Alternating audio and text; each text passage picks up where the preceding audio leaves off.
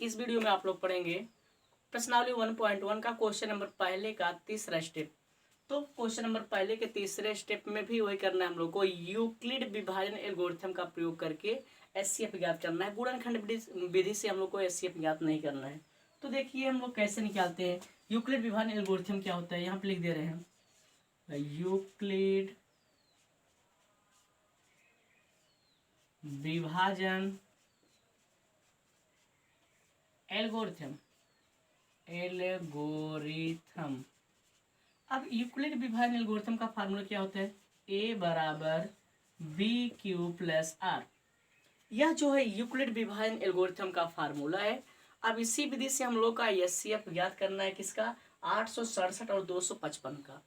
तो पहले हम लोग यहाँ पे रफ कार्य में देख लेंगे। सबसे पहले हम लोग भाग का निशान बनाएंगे। भाग का निशान बनाने के बाद यह देखेंगे कि जिसका हमें एचसीएफ निकालना है दोनों संख्याओं में कौन सी संख्या बड़ी है। तो इसमें कौन सी संख्या बड़ी है, 867।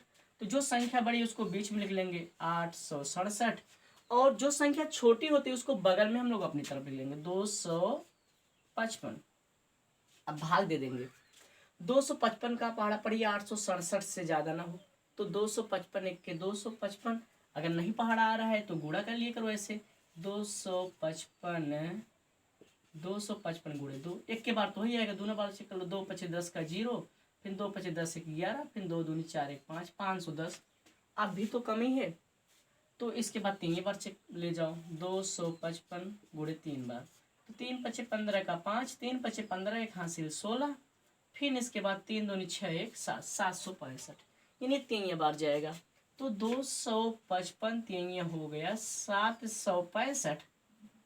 अब इसको घटा दो, 7 में से 5 गए 2, 6 में से 6 गए 0, और यहाँ पे 8 में 7 गए 1।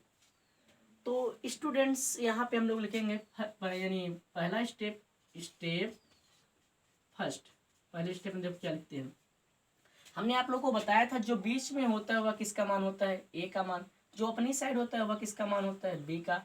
जो उस साइड होता है वह क्यू का मान होता है। जो शेष फल आता है वह आर का मान होता है। तो इसी फार्मूले मान रखिए। पहले यहाँ फार्मूले में ए है, ए का मान कितना है 867, तो ए के स्थान पर लिख देंगे 867 बराबर बी का मान कितना है 255 इंटू क्यू, यानी दो संख्याओं के बीच में गुणा का निशान क्यू है। क्यू का मान कितना है 3, फिर प्लस आर का मान कितना है 102। अब यहाँ पे देखिए आर का मान क्या 0 आया है, नहीं आया, तो यहाँ पे लिखेंगे आर नॉट इक्वल टू 0। और यह भाग तब तक हम लोग देते रहेंगे जब तक शेष फल 0 ना आ जाए, और जब शेष फल 0 आ जाता है तो जो बी का मान होता है वह एचसीएफ हो जाता है। तो ये पहला स्टेप हो गया। अब इसके बाद हम लोग लिखेंगे स्टेप सेकंड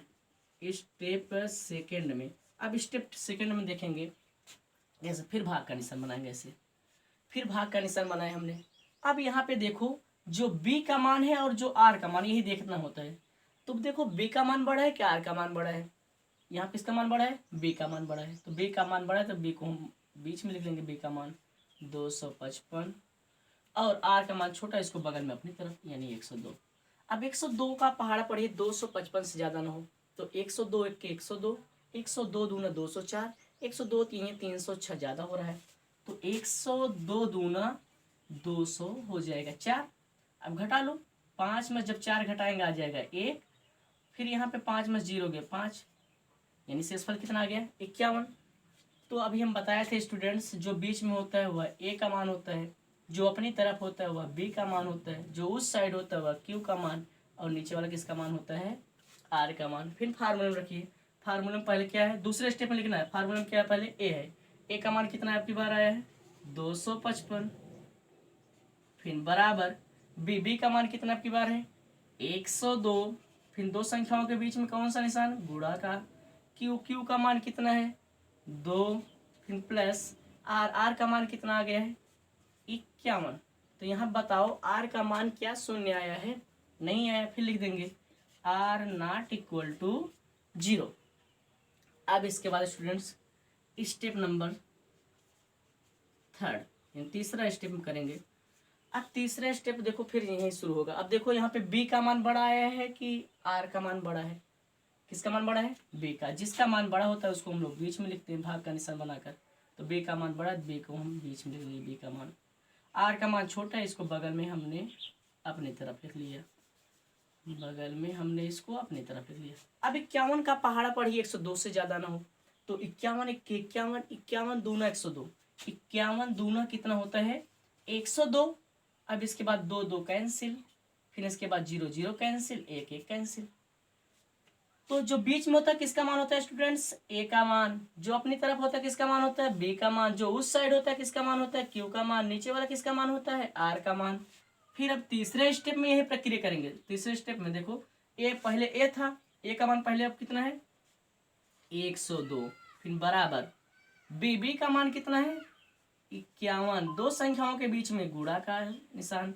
क्यू का मान कितना है 2, फिर प्लस आर का मान आपकी बार तो कुछ नहीं बचा है ना, तो आर का मान क्या हो जाएगा 0। तो यहाँ फिर लिखेंगे आर इक्वल टू 0। स्टूडेंट्स हम आपको बताए थे ना कि यह प्रक्रिया तब तक करना है जब तक आर का मान 0 ना आ जाए। तो यहाँ देखो आर का मान 0 आ गया, और जब आर का मान 0 आ जाए तो जो बी का मान होता है वही HCF हो जाता है।